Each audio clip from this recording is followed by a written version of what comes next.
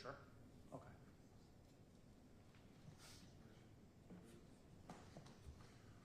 All right, everyone, we're going to get started. I'm going to ask Madam Clerk to call the case, please. State of Wisconsin versus Ronald Schroeder, 21 CF 3608, appearances. Matthew Torbenson and Shelley Grosso appear for the state. Good afternoon, Your Honor. Good afternoon, Your Honor. Assistant State Public Defender Charles Glynn and Assistant State Public Defender Colton Hannes. In court for Mr. Schroeder. Mr. Schroeder is produced from the Milwaukee County Jail. We're prepared for sentencing. Good afternoon, everyone. We're set today for sentencing. There are two victim impact statements that I've read. Those were filed by the state. And then this afternoon, some individuals have filed additional letters with the court, a total of 9 letters. They filed those letters just before the sentencing hearing was beginning. I reviewed those with the attorneys in chambers. Those will become part of the court file as well. There's no PSI here, and neither was not requested by the parties. So I'm going to start then regarding victim notification. Mr. Torbenson, has the state complied with victim notification? We have, and I believe there will be, if the court permits, 4 people that would like to address the court at the appropriate time. Okay. All right. And Mr. Glynn, and is the defense ready to proceed? We are, Your Honor. Okay. Mr. Schroeder, I have to ask you that question directly as well. Are you ready to go forward today? Yes, Your Honor. Okay. All right. We're going to start with the state then. Mr. Torbenson. When considering the serious nature of the defendant's offense, the defendant's character, and the need to protect the public, the state is respectfully requesting that the court sentence this defendant to 30 years in the Wisconsin state prison system. That would be 20 years on count 1 and 10 years on count 2 consecutive to count 1. These are offenses that predate truth in sentencing. And so I think it's important to note that whatever sentence the court hands down today, Mr. Schroeder will be eligible for parole after serving a 4th of that sentence, and he has a mandatory release date after serving 2/3 of that sentence. If the court follows the state's recommendation, that means that this defendant would have a mandatory release date after serving 20 years.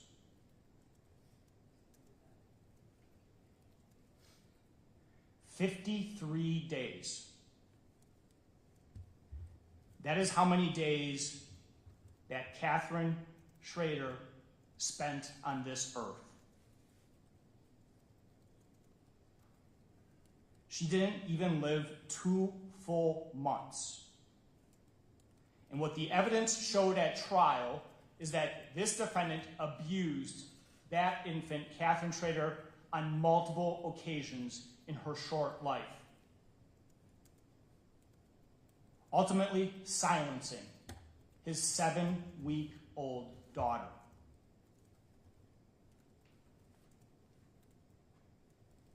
She was hospitalized on July 22nd of 1991 with bruising to her abdomen, bruising that he caused. She had fractured ribs that were located after her death that were weeks old.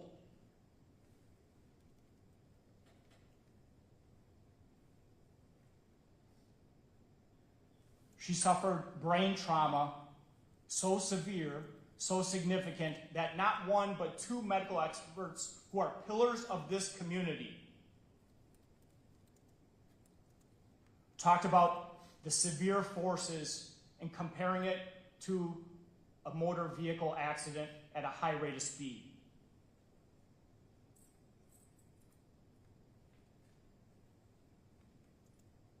This was this defendant's daughter. He was supposed to love her. He was supposed to protect her.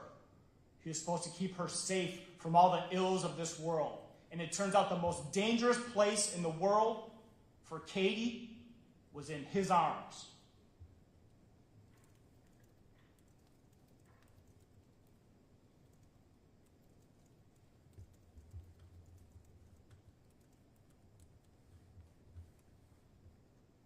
He didn't just silence Katie, though.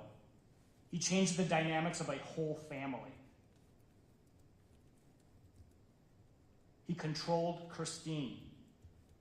He manipulated her. He shamed her. He changed who she was as a human being.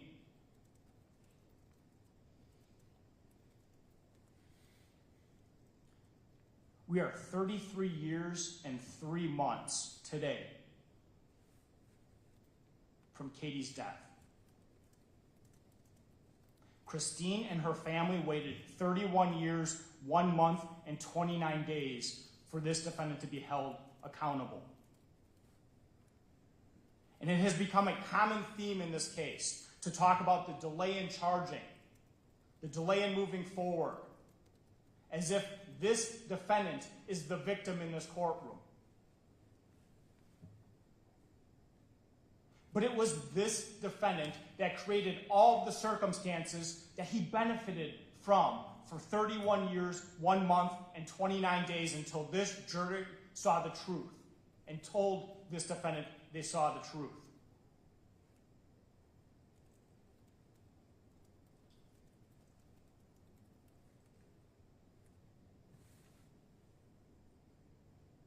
When this court is considering the seriousness of this offense, there is no one more innocent, no one more vulnerable in our community than an infant child. There is no other human being that represents us at our greatest potential.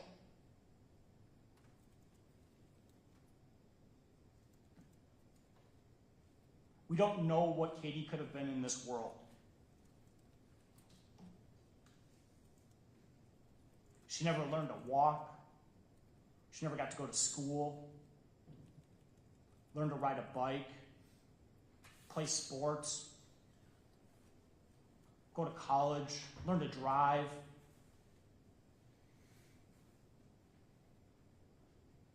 All those milestones that all of us take for granted when we watch children in our lives grow and develop.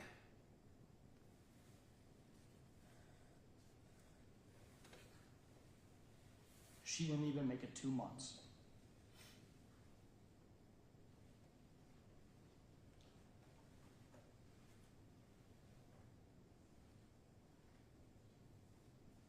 For Christine, she lived a life of isolation for years.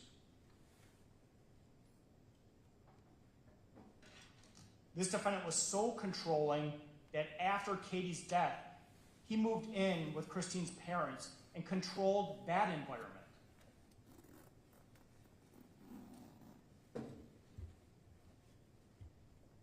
There was testimony at trial from not one but 2 witnesses about the items that he would leave out, as if he's almost rubbing it in the family's face.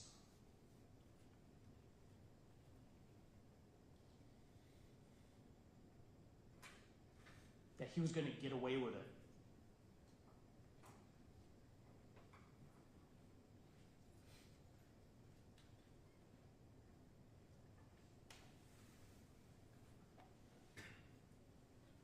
And so for years and years, Christine carried that weight.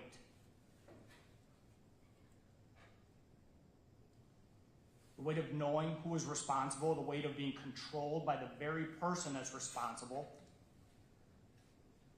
until she had the strength to leave.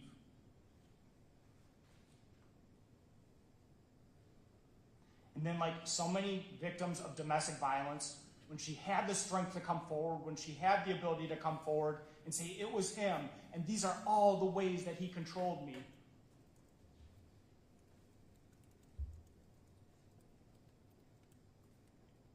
she was met with a system that said, well, yeah, but you didn't tell us that the first time.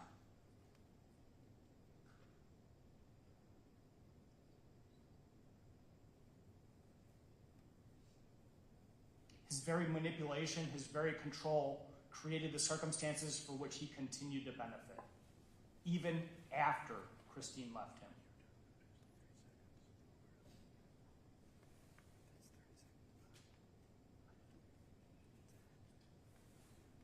And so it took this defendant having another relationship, another abusive relationship with another woman that he manipulated and he controlled, and Brenda.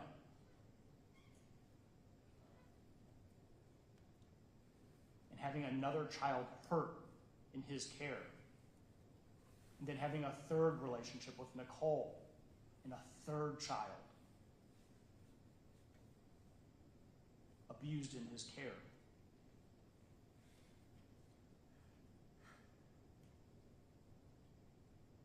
When the court is considering the severity of this offense, this isn't a father who lost control in one singular moment in time and shook his child out of frustration. This is a repeated child abuser. He demonstrated that with Christine and Katie, he demonstrated it with Brenda and Hunter, he demonstrated it with Nicole and Hannah.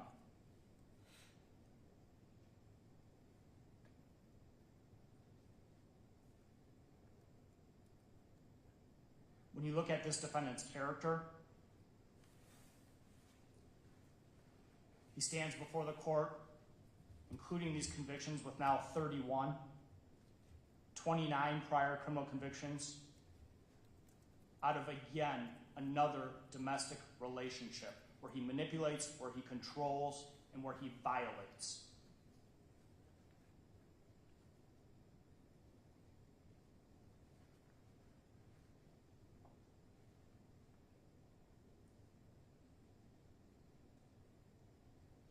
He now has convictions of sexually assaulting a woman in our community from Waukesha, committing a homicide in our community, committing child abuse in our community. Crimes that our legislature has defined as the most worst, he's accomplished 3 of them.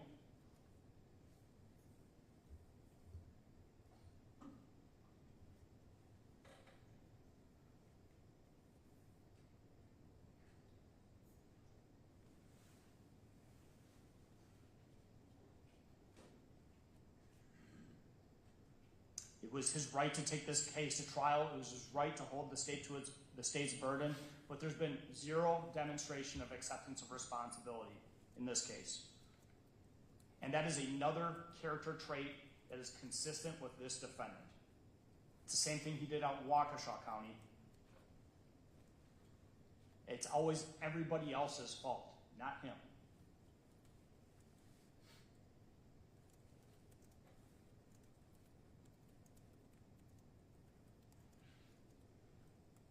I'm sure as he sits here today, he blames the prosecutor or somehow the system.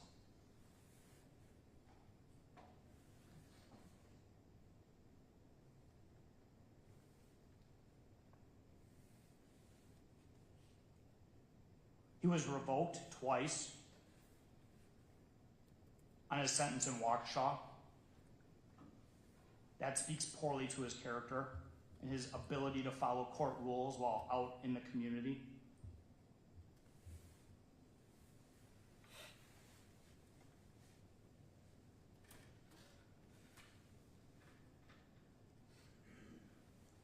With regards to the need to protect the public,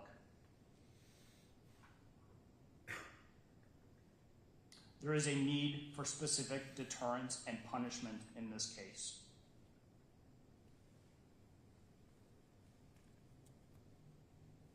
When this community's most vulnerable are injured to this degree 3 times, But whoever has a cell phone in the gallery, you're going to have to leave if you can. Cell phones are not permitted. Anyone who has a cell phone, make sure it's silenced. If I hear another cell phone go off, I'm just going to ask that person to leave, and that person will not be permitted back. Back to you, Mr. Torbenson. there's a need for specific deterrence and punishment in this case. Nothing screams for it greater than the fact that we are here 33 years and 3 months after the death of Katie. He thought he got away with it. For years and years and years, while Katie's family, while Brenda's family, while Nicole's family has lived imprisoned by his actions, he believed he got away with it.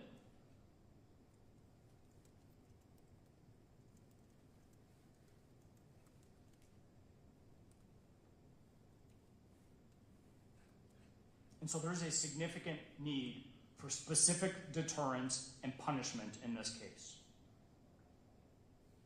The state's sentencing recommendation also falls in line with needs of general deterrence. Our community needs to know that when our most vulnerable are injured to this degree, that there's going to be accountability from the courts, that there's going to be accountability to those who abuse the infants. They are our most precious resource. They are the future of our community, our children.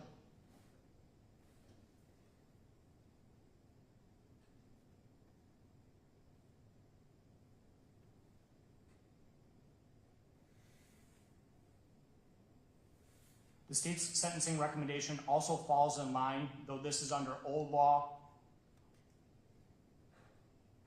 with the types of sentences handed down for this conduct today.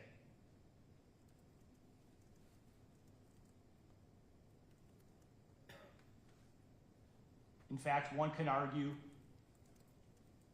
that without truth in sentencing, even taking this case to trial, this defendant's going to get less time than others who commit similarly situated actions because of old law.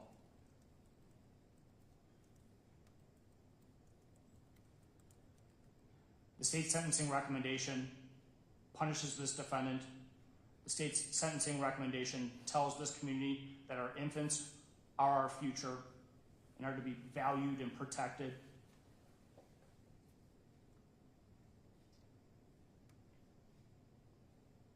And the state's sentencing recommendation protects this community from Ronald Schroeder until he is at least 75 years old.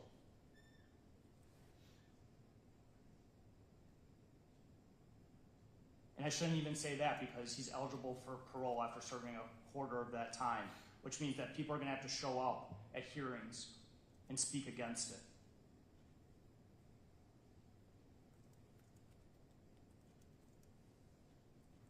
Your Honor, for all those reasons,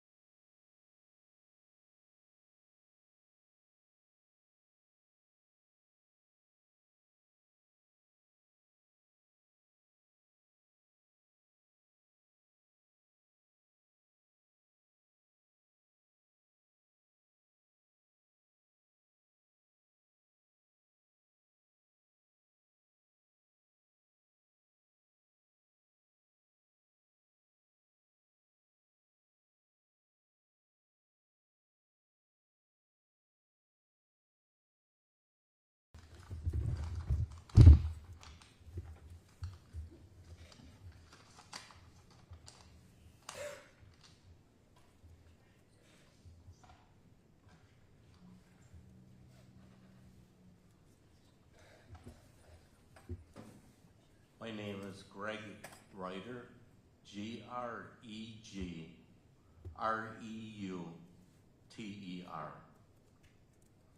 As you can see, I'm shaking as I hold this, just with anger.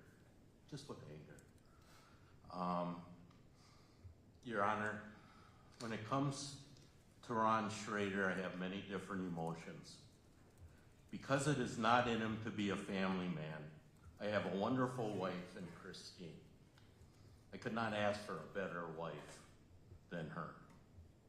Because Ron does not have it in him to be a parent. I have a wonderful daughter in Allie.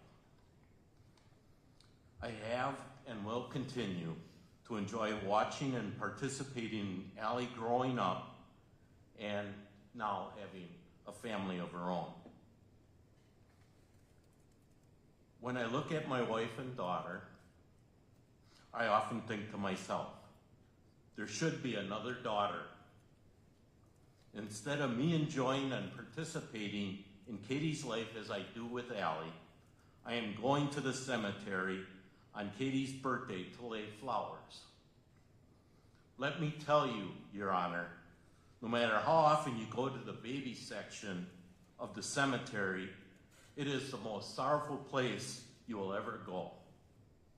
Seeing all the headstones in the baby section, often decorated with angels and storybook characters, it is so sad.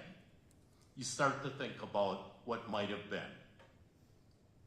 Christine, she always talks to Katie and does her best to be cheerful for Katie's sake, just as if Katie was literally sitting under the tree that shades her grave. Besides sadness, as you can see, anger also creeps in. You cannot visit Katie's grave without thinking about the person who put her there, her own biological father. Katie would be 33, most likely starting her own family now. Instead, she's in the baby section of the cemetery, her grave shaded by a tree. Please, Your Honor, give Schroeder the maximum sentence which is warranted for what he took from Katie and us, her family. Thank you. Thank you, sir. Our next speaker.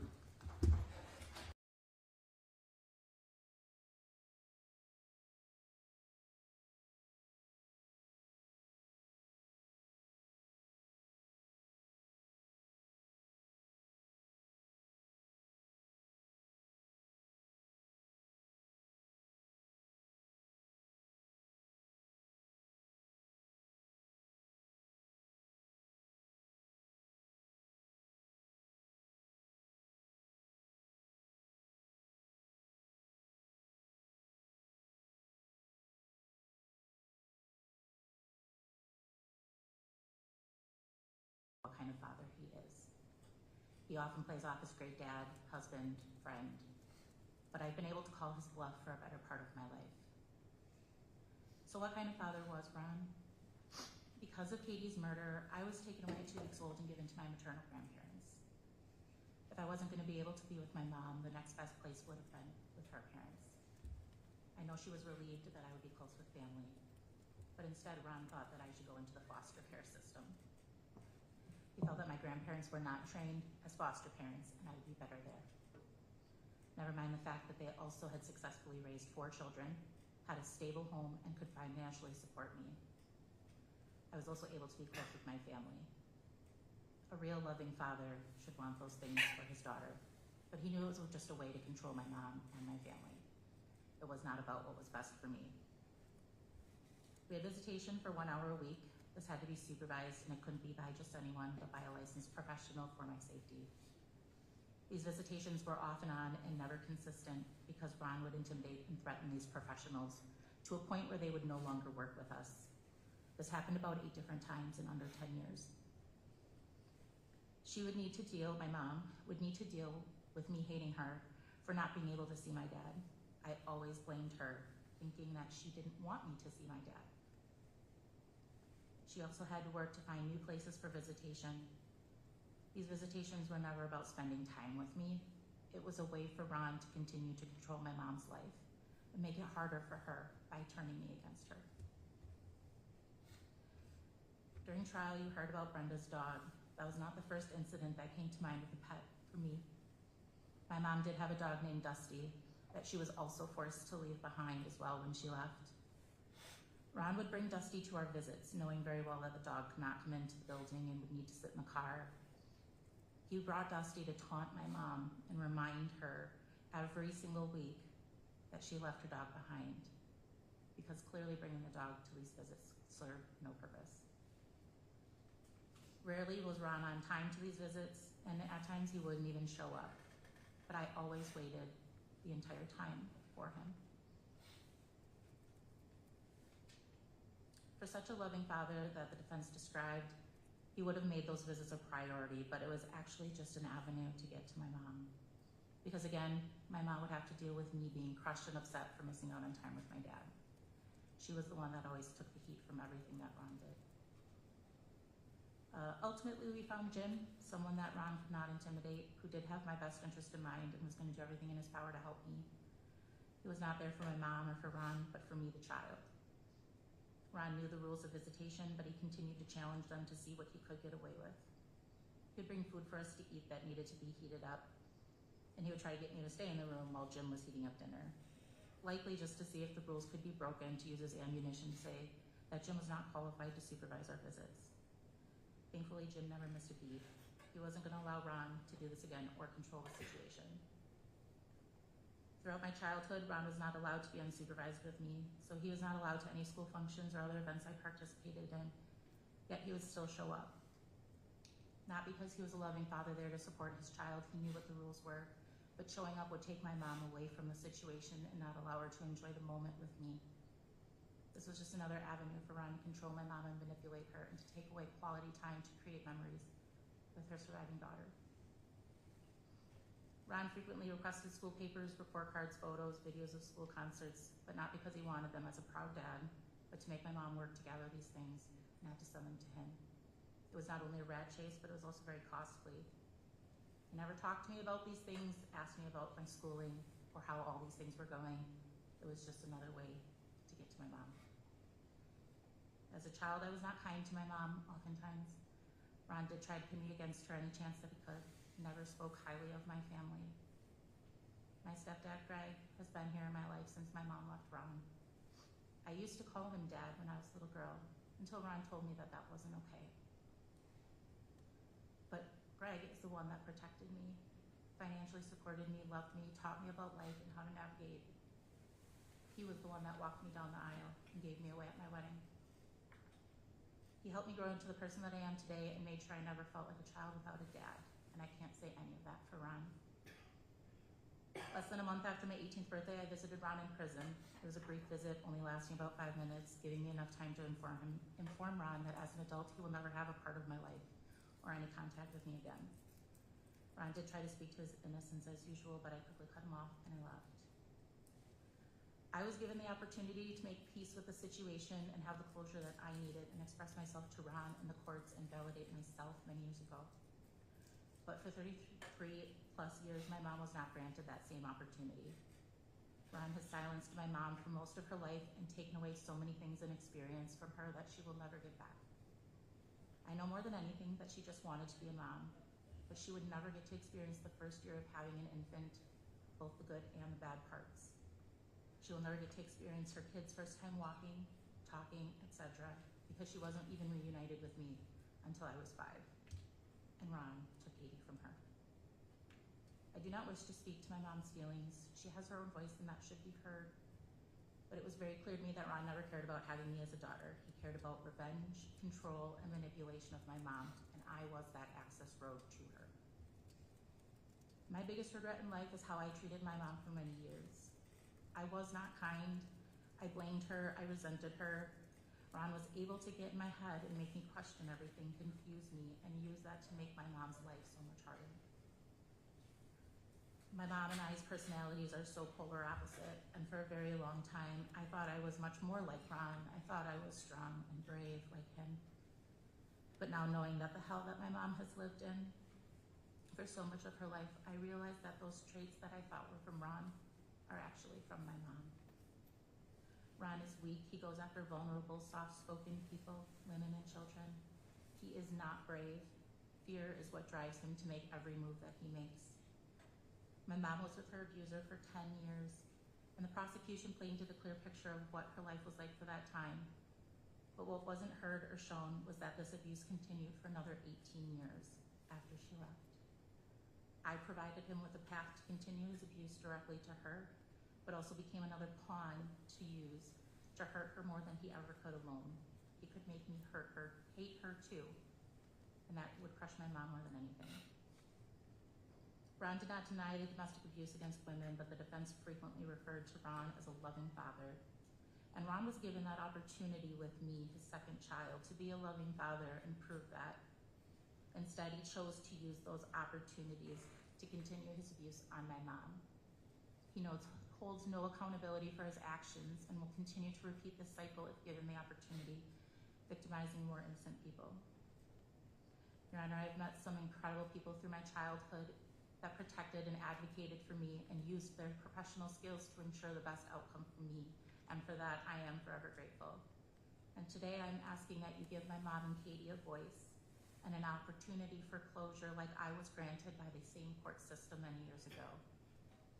Good will always prevail evil, and I am here today to ask for the maximum sentence be given to keep our people and communities safe, but also to let the light overcome the dark shadow that is Ron's control, abuse, and manipulation. Thank you for listening. Thank you. The next speaker.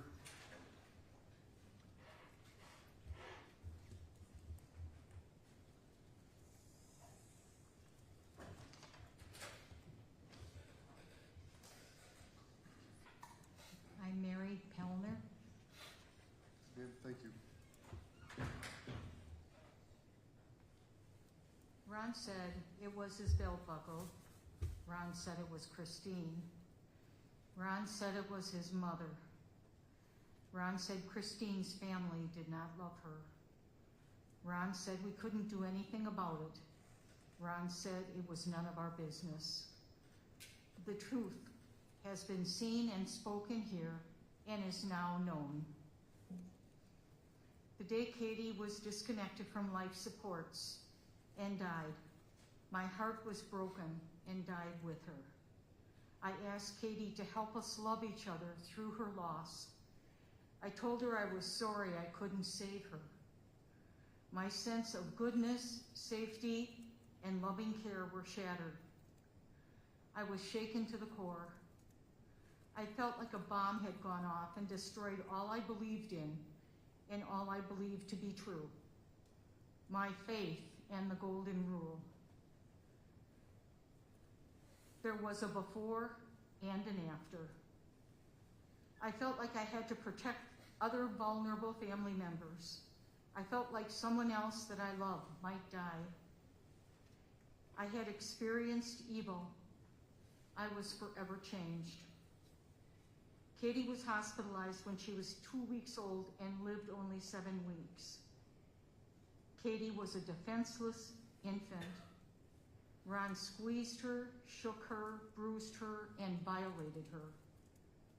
Ron took Katie's life like it had no meaning or purpose. Ron took Katie's life like it was his to take. I have seen how Ron masks evil in smiles, including being Santa, being a clown, being in a haunted house. I've seen how Ron gets pleasure out of others' pain, of being smarter or getting away with it. How he creates chaos, doubt, and fear with threats, harassment, lawsuits, and physical harm, which led to Katie's death. Ron expresses no understanding, insight, or remorse. I ask you, please do not let Ron hurt anyone again. I ask you to protect children, women, the public with your sentence. I will always remember Katie and honor Katie. Yesterday I put her ornament on the Christmas tree. She is with me every day. I ask you 33 years after her death to serve justice today for our sweet angel, Katie. Thank you. Thank you, ma'am. Fourth speaker.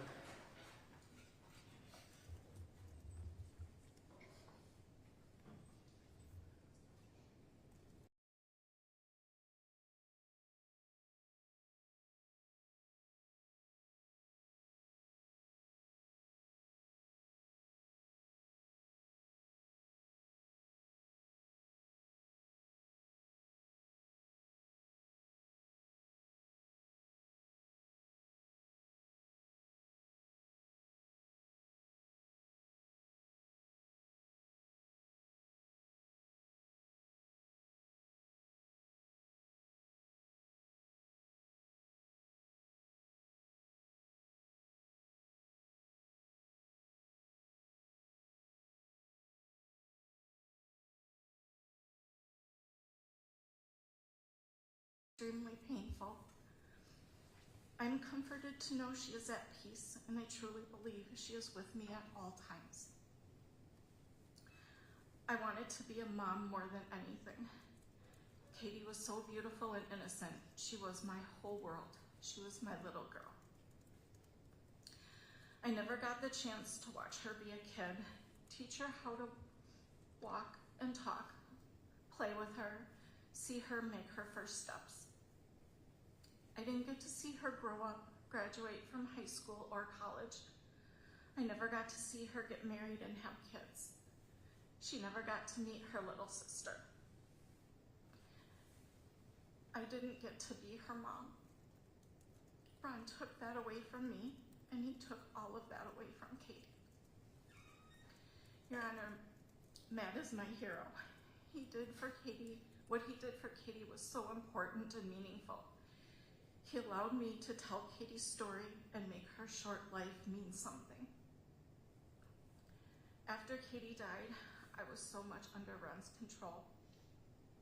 I still thought that my family did not love me. I did not have friends that I could confide in.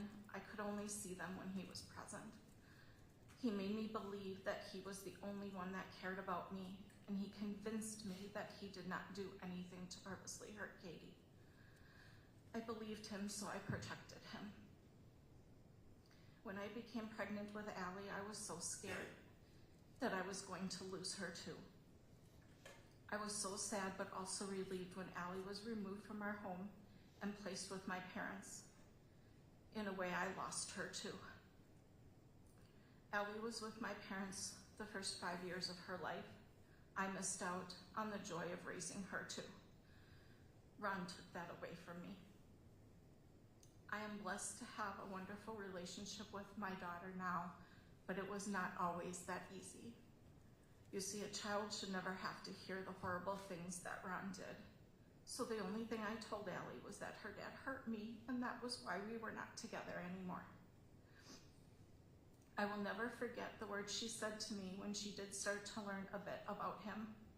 She looked at me with the saddest eyes and said, "Why did you let me hate you all those years?" The night before I left Ron was when I realized that if I did not leave, I would probably become a statistic. But leaving was very scary.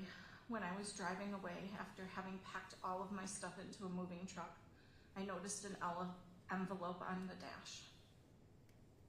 In that envelope was a piece of paper with step-by-step instructions on how to get to my new apartment and my new unlisted telephone number in Ron's handwriting.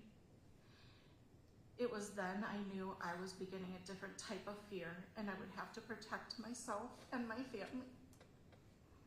It was already too late. I had become that statistic. I did not have a chance to mourn Katie's death. I had to go into fight and survival mode. I think about her all the time. I think about what she would look like, where she would be right now, what she would be doing, and what kind of relationship would I have with her. Even after he goes to prison, I will still have fear. Who will he send to harass or scare me or my family? In the beginning of our relationship, he was very charming. However, when I look back on it, I see the signs now that I never saw before. He systematically alienated me from my family, telling me that they did not love me. If you look in the courtroom today, most of the people here are my family. They are all here to support me and help get justice for Katie.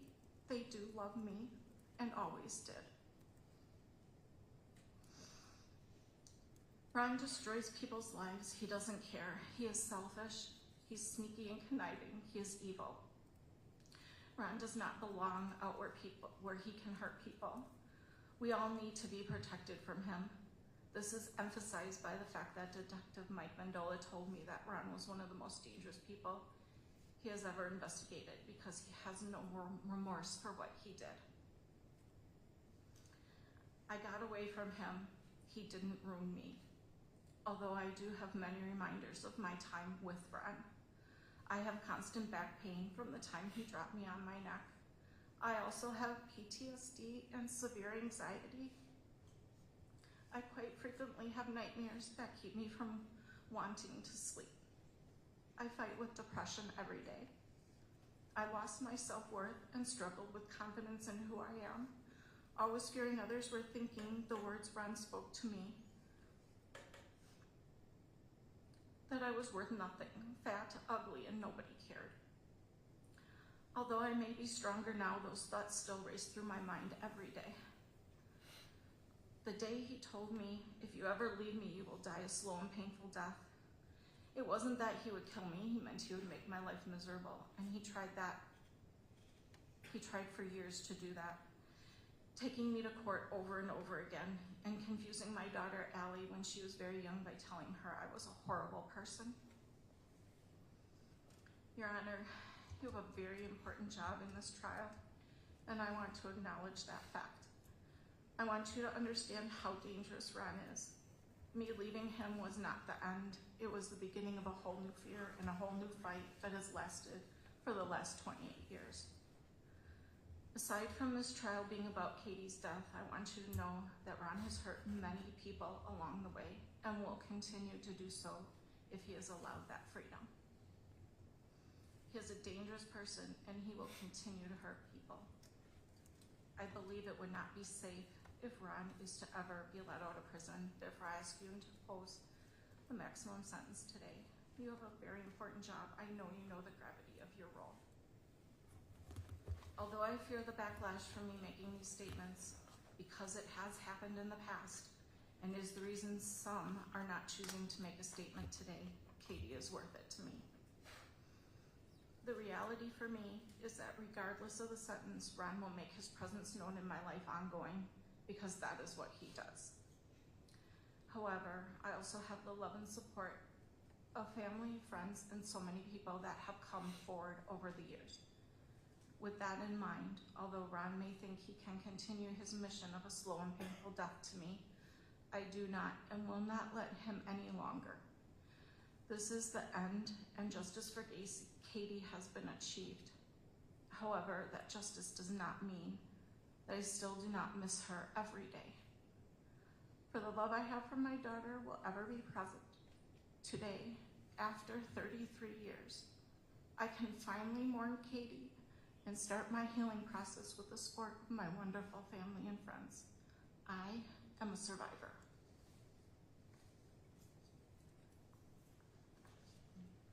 Thank you. Back to Mr. Torbenson. That's all from the state. Thank you. All right, so I'm going to turn to the defense. Mr. Glenn. Sure, just a couple of people speak to protocol. Okay.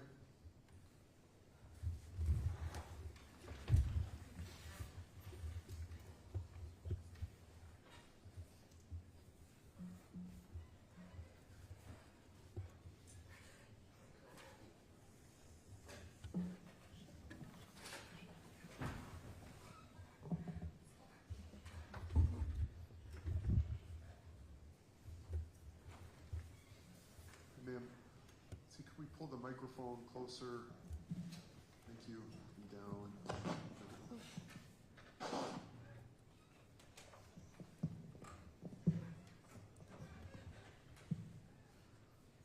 Hey, ma'am, could you Thank please? you. You're welcome, ma'am. Could you please state and spell your name for the record?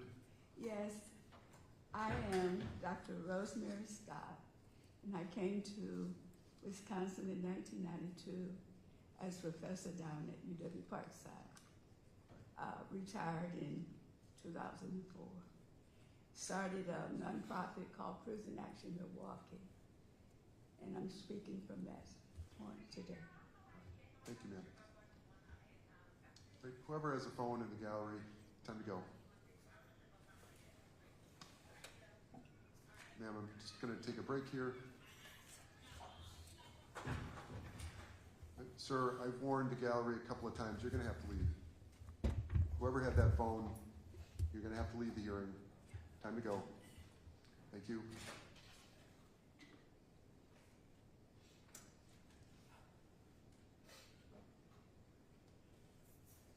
Right, back to you, Dr. Scott. Go ahead, please. Okay. Dear Judge Swanson, I am founder president of Prison Action Milwaukee, PAM, and I met Ron Schroeder several years ago when he came to one of our meetings. we now include him as one of our incarcerated members and get a report about him at our monthly meetings. I am writing this letter in support of Ron obtaining release from this shaken baby syndrome murder charge. I have attended some of the hearings and was shocked at the extent of the prosecutor's case to make Ron a deliberate murder in what is referred to as shaken baby syndrome. How can this be determined after 30 years by an expert witness who was not a part of the original investigation? I was also horrified at the use of silly clown in the media when referring to Ron, and the use of past relationships to paint him as a domestic abuser. How does this genuinely relate to the case? While I clearly applaud the use of DNA to solve cold cases, especially where closure is needed for the family, this is clearly not one of those cases, since the prosecutor did not have any DNA.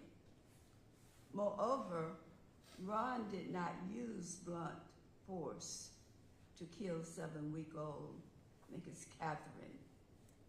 This charge was totally based on inappropriate and outdated testimony. Finally, it disturbed me that his mother was called to testify at the hearing. Her emotional, physical, and mental well-being were not properly considered, and her testimony could be overly prejudicial for the jury. Based on these issues and concerns, I ask that you please free Ron Schroeder. Thank you. Doctor. Our next defense statement, please.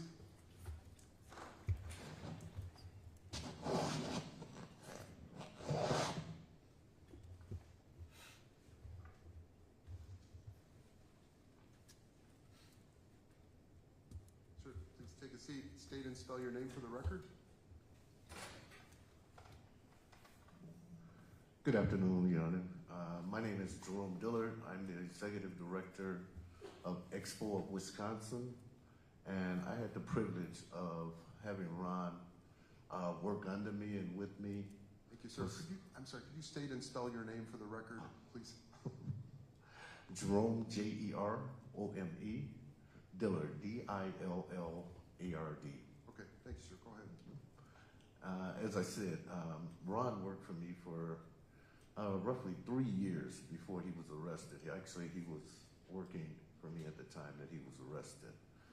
I'm here today to testify to Ron, who I know, who I work with, who I've grown to love in the work that he did. I want to say that I've never seen Ron upset. Ron always had a pleasant presence with the individuals that we work with his co-workers, and I'm just at awe that this came up. Everyone who met Ron had nothing but good things to say for Ron. The many people who he helped, who were coming home from incarceration, who he helped navigate the reentry process as far as getting jobs and being encouraging, being a messenger of hope. Ron displayed that for years under working for me. I witnessed that. I often had great conversations with Ron. What I'm hearing today is not the man that I know, without a doubt. Everyone who came in contact with Ron really admired, respect, and in many cases loved Ron for what he did in the work that he was doing day to day with Expo. I just want to say, Your Honor,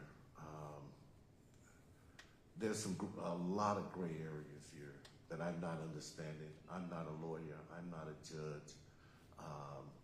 I don't work in courts, but I can't find the words for what I feel, you know. But one thing I can say, I'm hurting for Ron. What I've heard during this trial is nowhere near the man that I've known for several years. And I just ask today, Your Honor, for some leniency. And I'm going to leave it at that. Thank you, sir. Okay, thanks, sir. Thanks, Mr. Glenn.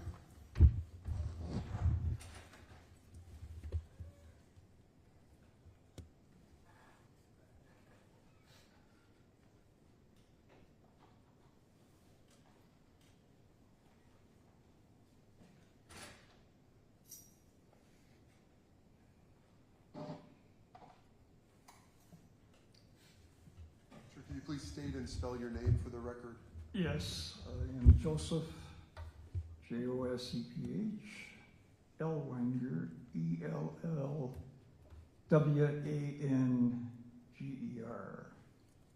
Sir, go ahead, please. I am a retired Evangelical Lutheran Church of America pastor. I served as an urban pastor in Birmingham, Alabama from 1958 to 1967, and I've served in Milwaukee as an urban pastor on the north side of Milwaukee for 35 years, and in my retirement, I am serving as a volunteer pastor at Heffeth Lutheran Church on 18th Locust. And as I hear the testimony from the relatives and the parents and family of Katie, as I hear their story, I am reminded that domestic and child abuse is indeed a horrendous thing, never to be minimized, never to be sugarcoated, and never to be forgotten.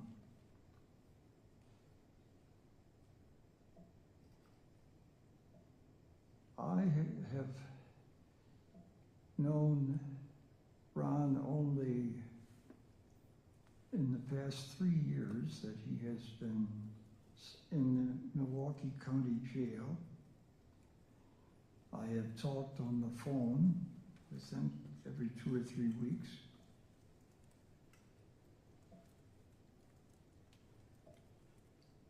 And I have, like Jerome Dillard, of course, have come in contact with a different person, a different Ron from what I heard described.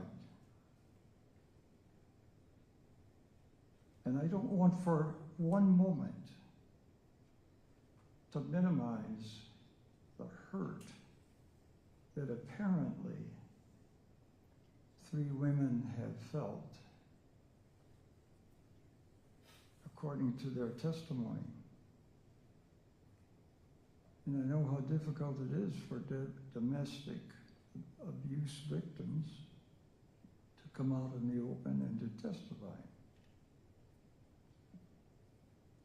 But as a pastor, I want to say that I believe in the redeemability of every human being. I would like to believe that if the testimony that I have heard this afternoon is true, and I have no reason to doubt it, can feel the pain, I would hope and I would pray that all of us would believe in the redeemability of every human being. If that were not true, we would all be in a difficult place. And so I would like to simply say that the Ron that I have gotten to know over the phone over the past 3 years is a Ron who at least is trying to get his spiritual life together. He, in the jail, he has voluntarily participated in Bible study, has started a prayer group, and unless this is a huge con job, this is a man who is working on his spiritual welfare and life and concerned for others, and that's at the heart of what life is all about. And so I would simply say that if we do believe in the redeemability of every human being, that any sentence would take into consideration that possibility and recognize that all of us are, in fact, redeemable. Thank you, sir. Mr. Glenn? Okay.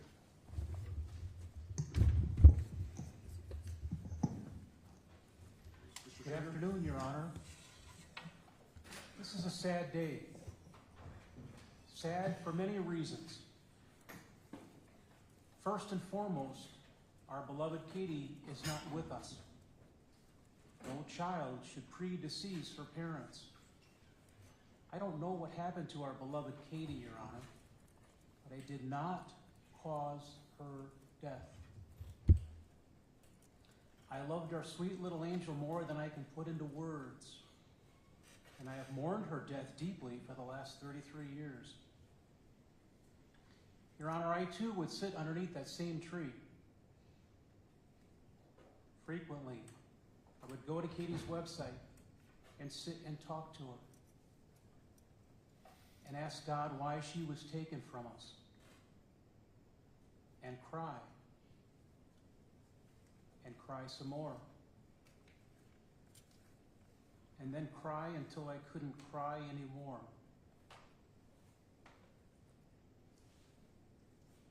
Your Honor, things have to make sense.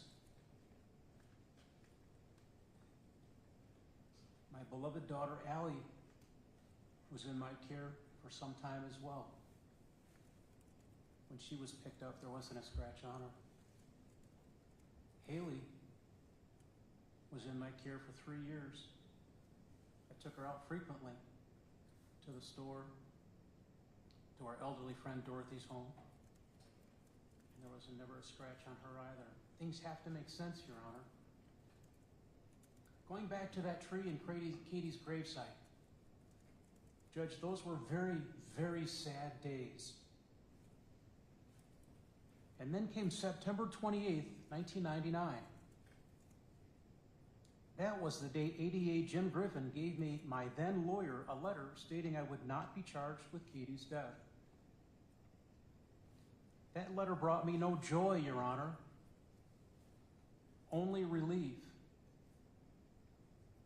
Relief that I would not be formally accused of something I did not do. That relief fell in 2021 when these charges were filed. But time had passed. So much time that the original medical examiner, lead investigator, and other key witnesses have died. and material evidence was destroyed. Evidence our experts had no opportunity to examine. Evidence that was repeatedly referenced at trial. And we had no opportunity to cross-examine those crucial, but now deceased witnesses. In summary, I was found guilty of something I did not do primarily because of two expert witnesses who had nothing to do with the case in 1991 and who relied on reports that others authored. Reports that the jury got to see in their entirety during deliberations. Reports that were not published during trial. But what if the 1991 medical examiner made a mistake? Or what if his autopsy was deficient? Which leads me to Jacob Ivey, J-A-K-O-B. Like me, Mr. Ivey was charged in 2021 with first-degree reckless homicide, specifically of shaking his infant son.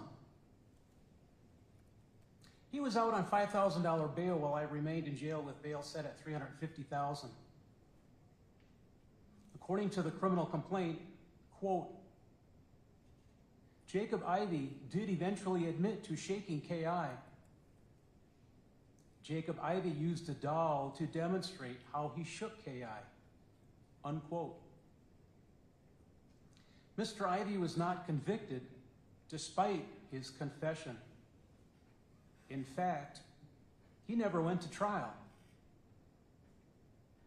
Coincidentally, same judge, same DDA, and same medical examiners.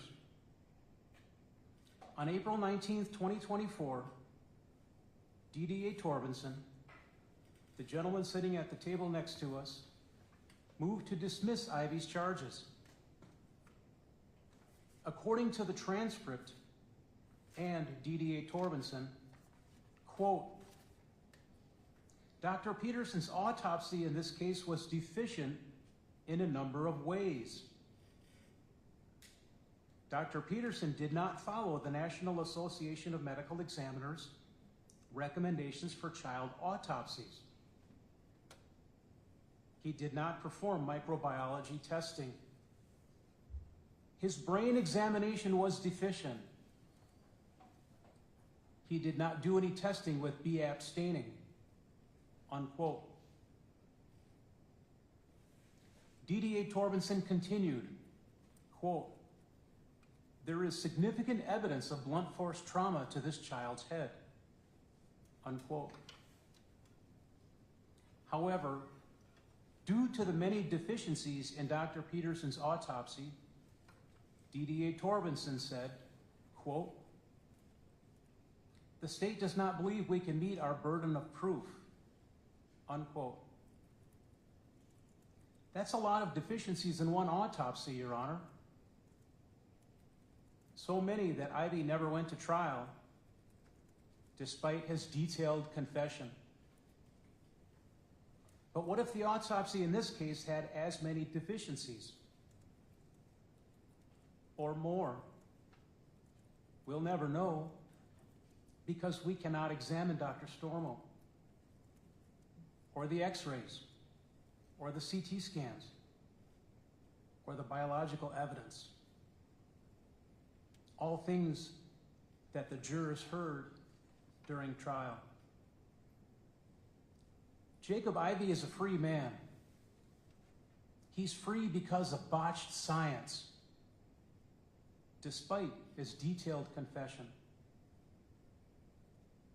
All I can ask for today is equal justice, equal to Jacob Ivey.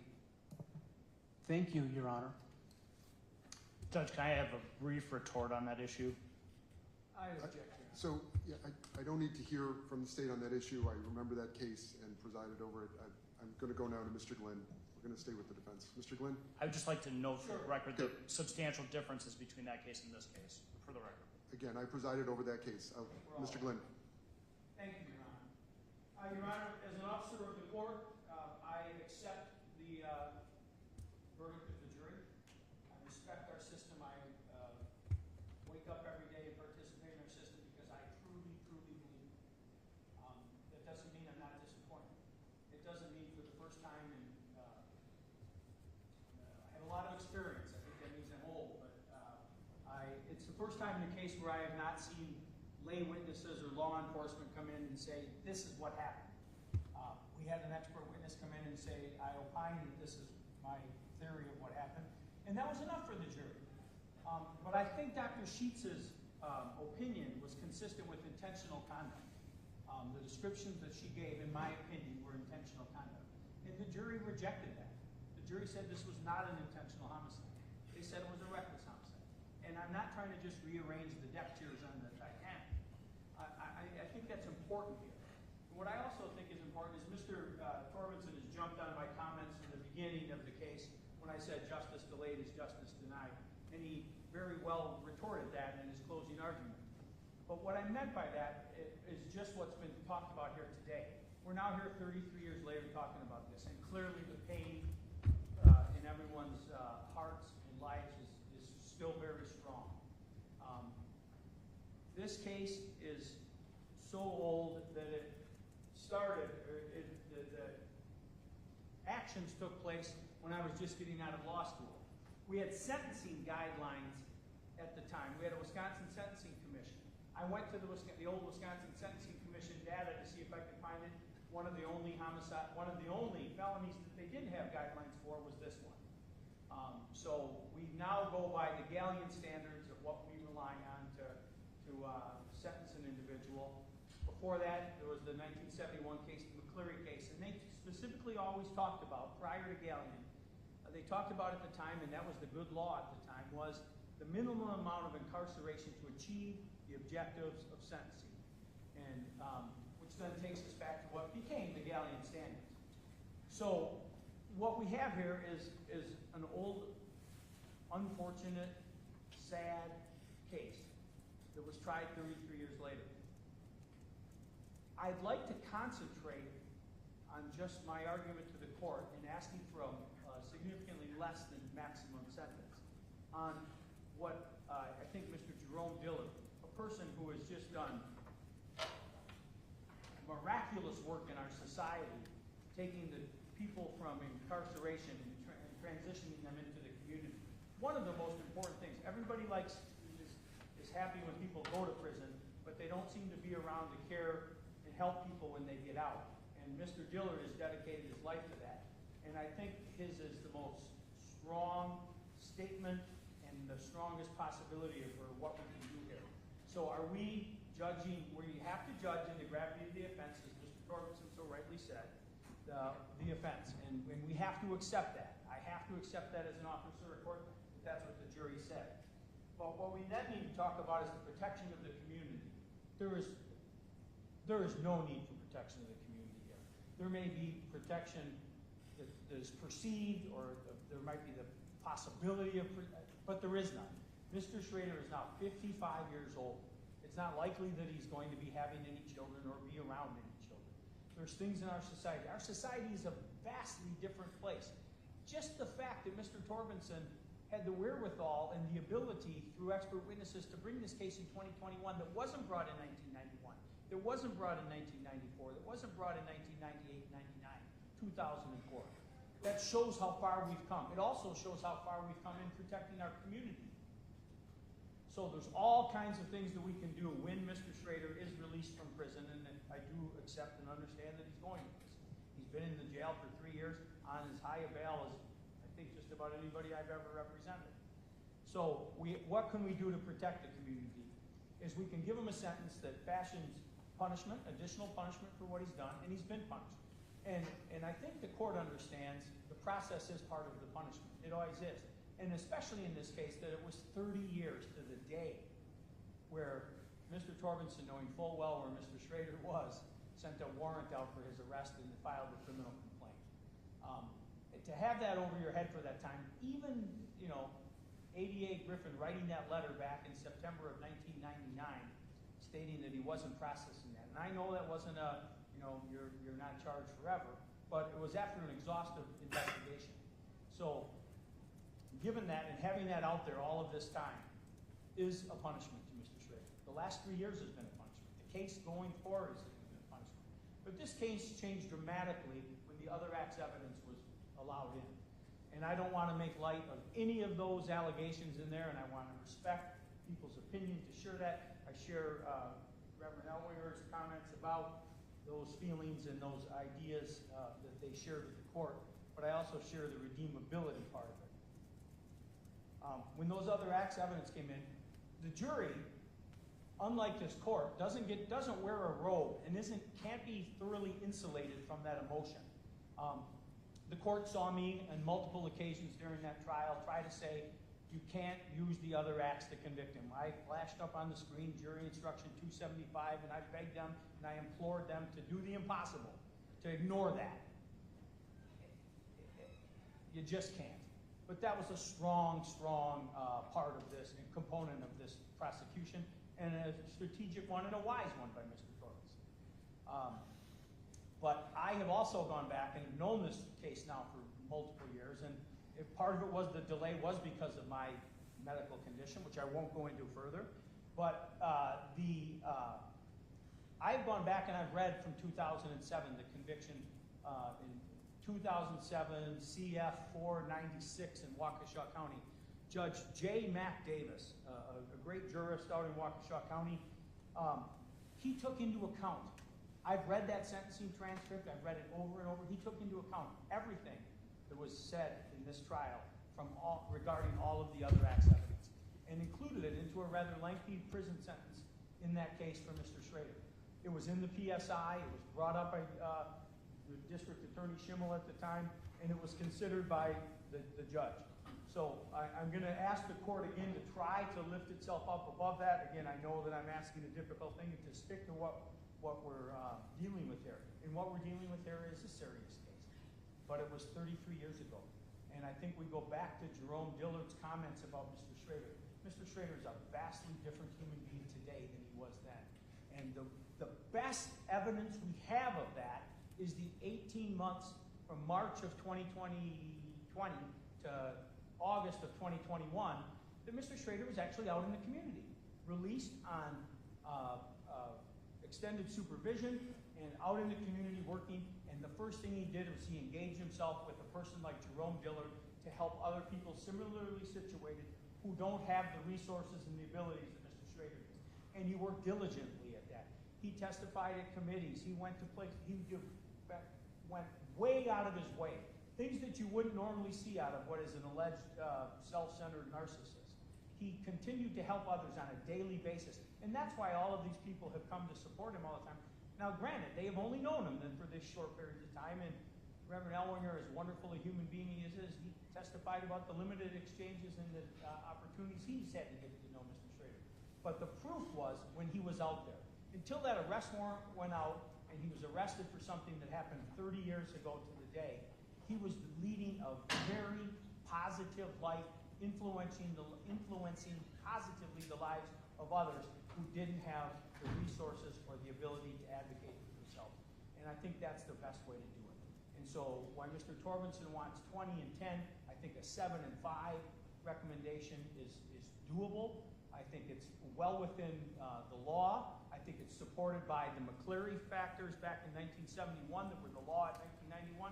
And I think it's supported by the Galleon factors that were adopted in 2004. Again, 55 is a lot different than 25. The proof is in the pudding of what he has done since then. I know people will take issue with him not taking responsibility for it and accepting the verdict. I think as I have to as an officer of the court, I've tried to point out some of the interesting things that I take issue with, but I asked the court to adopt that sentence for Mr. Schroeder and adopt it because he has shown that despite all of his history, when he was out in the community, trusted with being a responsible citizen, a responsible taxpaying citizen, he was able to do it, and he was able to do it in a positive fashion. And I think we have to give him credit for that or we fail as a system. Thank you very much, Your Honor. Thank you. All right, everyone. That concludes both parties' presentations. I'm going to take a couple of minutes off the record, and I'll explain the sentence in just a moment. Yes, Mr. Glenn. No.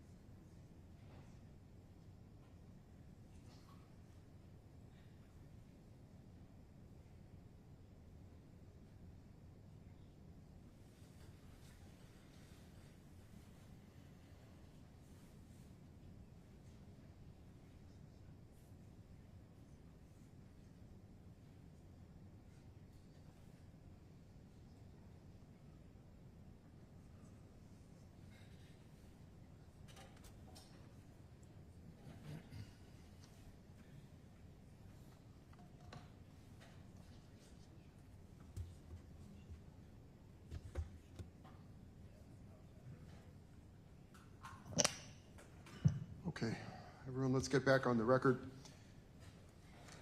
So I'm going to start with what are the mandatory parts of the sentence. Mr. Schroeder, these are aspects of the sentence that are mandated by state law. First, with regard to these 2 felony convictions, you may not possess a firearm at any time in the future. Section 941.29 of the statutes makes it another felony for anyone who has been convicted of a felony to ever possess a firearm, carrying with it its own 10-year period of imprisonment or $25,000 fine or both. Also, you cannot vote in any election until your civil rights are restored, and you are required to provide a DNA sample to the state crime lab and to pay a DNA surcharge for each of these 2 counts. You are advised that if this conviction is reversed, set aside, or vacated, you may qualify to have that DNA sample data expunged if you meet other conditions under statute.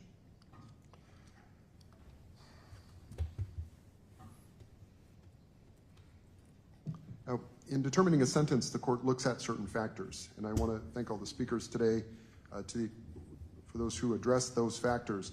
First, we look at the gravity of the offense, and here we have 2 offenses committed on the same date 33 years ago. I'm frankly a little bit appalled that individuals would come to sentencing and challenge the conviction. Mr. Schroeder, I understand you're still asserting your innocence. I will just say there was a week-long trial. In fact, it extended for more than a week in this case. A week-long trial in which the state introduced an extremely large amount of evidence. It was an amount of evidence, including exhibits, testimony. This evidence persuaded 12 jurors beyond a reasonable doubt that Mr. Schroeder committed these crimes. If you are not willing to accept that verdict, that is certainly your choice. But you don't get to come to court and mischaracterize the evidence or pretend that the evidence doesn't exist. That evidence is part of the record in the case. It was made part of the record at the trial. And in particular, if you weren't here for the trial, you shouldn't be commenting on that evidence because you didn't see it or hear it. So I was persuaded at the trial, and in post-conviction motions, the court entered judgment for the state based on the jury's verdict. Mr. Schroeder, you brought up the Ivy case. That is a tragic case. It is a case where the state decided they did not believe they could meet their burden of proof. In that case, the state moved to dismiss. The court granted their motion. The court is not going to force the state to try to prove a case they believe they can't prove. It would be a disservice to all the individuals involved. That case has absolutely nothing to do with your case. In this case, the evidence was not limited to the reports that dated from the date of Katie's death. It included photographs, multiple reports, and witness testimony, all of which, frankly, supported the state's case. This was a case, I think, where the state presented a very, very strong case, again, which persuaded 12 jurors to reach a unanimous verdict. Dr. Sheets' testimony was very persuasive. I agree with Mr. Glynn that it reflected intentional conduct, but I think the jury's verdict was entirely consistent with Dr. Sheets' testimony in that there was not evidence here that Mr. Schroeder intentionally killed Katie. Instead, what he did was he injured her so badly through his reckless conduct that he caused her death. That is not an intentional homicide, and in fact, that is not what he was convicted of. He was convicted of first-degree reckless homicide, which was entirely consistent with the evidence. Now, the gravity of the offense, therefore, here is the causing the death of a child through extremely reckless conduct. And that included not only Katie's death, but the child abuse that's alleged in count 2. This was an aggravated crime. Katie was a premature infant who was incredibly vulnerable. Mr. Schroeder certainly knew of her vulnerability because she had been in and out of the hospital for her entire short life. And to treat her in a way that injured her, caused additional injuries after she'd been to the hospital already, shows that he had clearly reckless disregard for her life. And when we talk about the duties of a parent, this doesn't, there are just simply no words for a parent who can injure a premature infant so badly that she dies of her injuries. So in terms of the gravity of the offense, we're at the top end of the state sentencing factors. Secondly, we look at the defendant's character and his rehabilitative needs. Again, here, I think there is some serious disregarding of the record Mr. Schroeder has compiled while he's been out in the community since 1991. There's the 2007 conviction in Waukesha. That is a very serious case. Mr. Schroeder was sentenced to prison. He was revoked in 2018. That's relatively recent. Now, what that tells the court is Mr. Schroeder actually has done quite poorly when he's been on supervision in the community and has violated the law in other ways that still reflect a commitment to punishing or hurting people who live with him. This is a record of domestic violence that, frankly, is among the most serious I've ever seen while working as a judge. Mr. Schroeder has very significant rehabilitative needs. He has still refused to accept any responsibility for Katie's death. That's clear from his comments, and that is despite the fact that the evidence here shows very strongly that he caused Katie's death. There is no remorse. There is, I would say, only minimal cooperative conduct when it comes to Department of Corrections programming. The history here is one, again, of repeated domestic violence. When I then look at the need to protect the public, that is significant here because there are other women and children in our community who might be placed at risk if Mr. Schroeder were to develop a relationship with those women or their children. This is not a probation case. It would unduly depreciate the seriousness of these offenses if probation were granted. The state's sentencing objectives begin with protection of the community. Second, we look at rehabilitation of the defendant, and last, deterrence. And the court has to deter both the defendant from this type of conduct as well as others who might be engaging in that type of conduct. Now, this is an unusual case in terms of its age, so we are not under the current sentencing law. I will attempt to conform the sentence as best I can to current sentencing practices. Based on these convictions, the court finds that Mr. Schroeder is not eligible for any early release programming, either through the challenge incarceration program that's based on his age, or for the substance abuse program. There's no evidence here of substance abuse, and also this conviction, I believe, is not eligible for release to that program. The court is ordering there's no restitution claim here, so the court sets restitution at 0. The court is not imposing any fines. The court does order Mr. Schroeder to pay all court costs, mandatory surcharges, and assessments. These are the mandatory amounts required by state law. The court directs the DOC to collect any monetary amounts ordered today at a rate to be determined by the DOC from Mr. Schroeder's prison funds. Any monetary amounts that remain unpaid when Mr. Schroeder is released from confinement are to be paid as a condition of extended supervision. Any monetary amounts that remain unpaid when the sentence is completed are ordered reduced to a judgment against Mr. Schroeder for that unpaid balance, and collection can then proceed as provided by statute.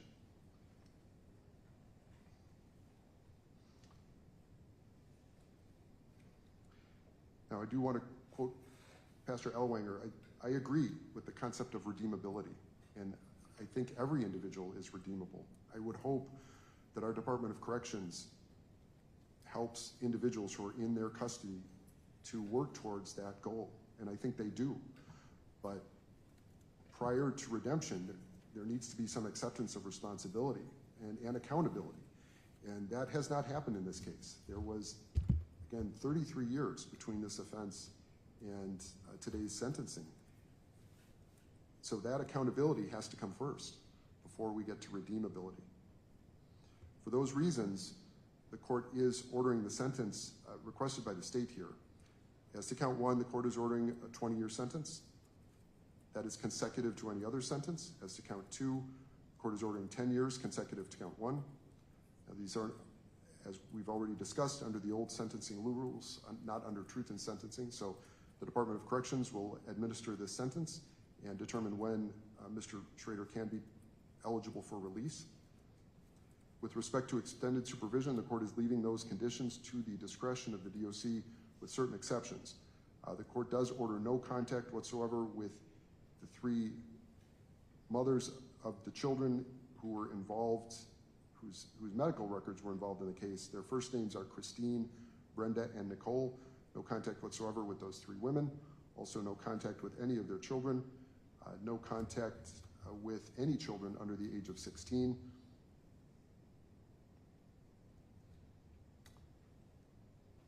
Are there any issues I haven't addressed before I get to appellate rights? Mr. Torbenson? No. Okay. Mr. Glenn? No. Okay. All right. Mr. Schroeder, you do have the right to appeal. Any notice of intent to pursue post-conviction relief must be filed with the clerk of this court within 20 days of sentencing. Your lawyer must continue to represent you until your decision to seek post-conviction relief or not is made. If you wish to seek post-conviction relief, your lawyer must file that notice within this 20-day time period. You will receive a written explanation of determinate sentence.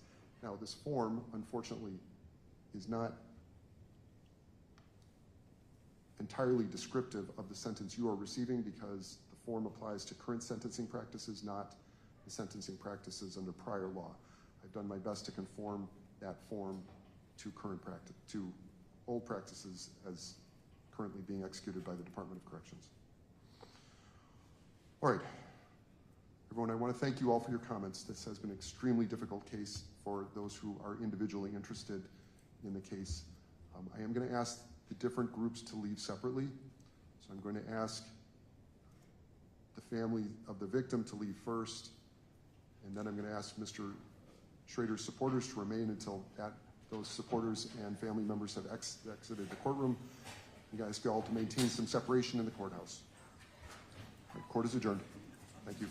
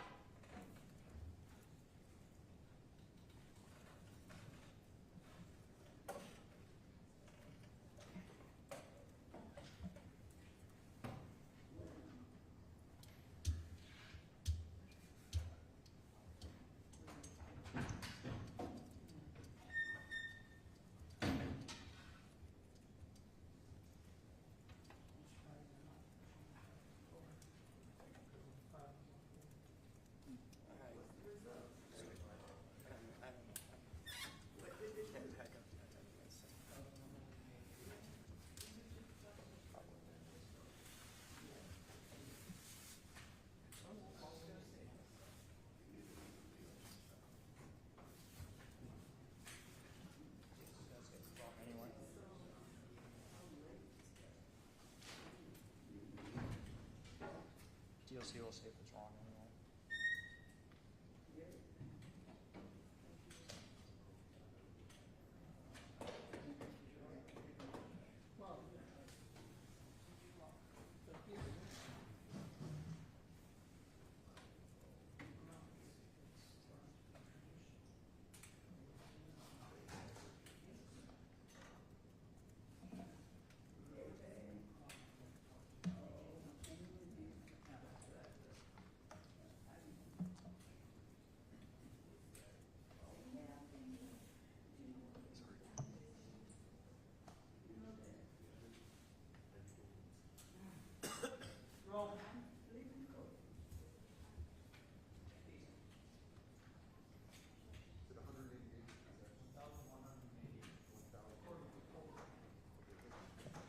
Katie, you ready? Okay. Back on the record briefly, the court does grant credit for 1,188 days time served. Court's adjourned.